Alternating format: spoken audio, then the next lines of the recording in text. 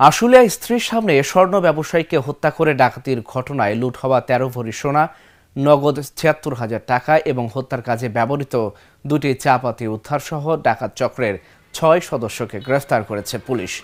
মঙ্গলবার police super Mohammad Anisuzzaman জানান, ৯ March আশুলিয়ার নয়ারহাট এলাকায় স্বর্ণ ব্যবসায়ীকে তার স্ত্রীর সামনে কুপিয়ে হত্যা করে কাছে থাকা ব্যাগ লুট করে নেয় ডাকাত চক্রের সদস্যরা।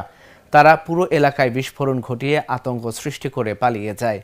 পরে তথ্য প্রযুক্তি কাজে লাগিয়ে সোমবার রাতে সাভার, আশুলিয়া, রাজশাহী এবং রাজবাড়ী জেলায় অভিযান চালিয়ে ডাকাত চক্রের ৬ সদস্যকে গ্রেফতার করে পুলিশ।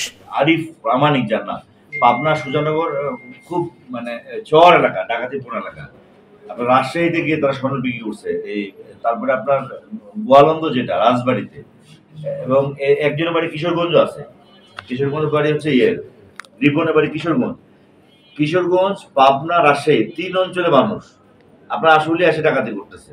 আর আশুলিয়ায় আপনার এই ডাকাতি সেটা দিচ্ছে আরমান, শাহ আলম, ইমরানের আপন ভাই, এবং তার কাছ থেকে কিন্তু আপনার এই স্বর্ণগুলি উদ্ধার করা হয়েছে। তারা কিন্তু দেখেন চোরাই মালগুলি, কিছু গোল্ড যেগুলি রাজশাহীতে বিক্রি করছে, আরমানের দোকানে পাওয়া গেছে, এবং শাহ আলম যেটা আপনি মিষ্টি দোকান করছে, বিভিন্ন মামলায় সে ডাকাতি মামলায় গ্রেপ্তারে জামিনে এসে, যেমন আরিফের বিরুদ্ধেই মাসুদ রানার বিরুদ্ধে ৬টা ডাকাতি মামলা আছে।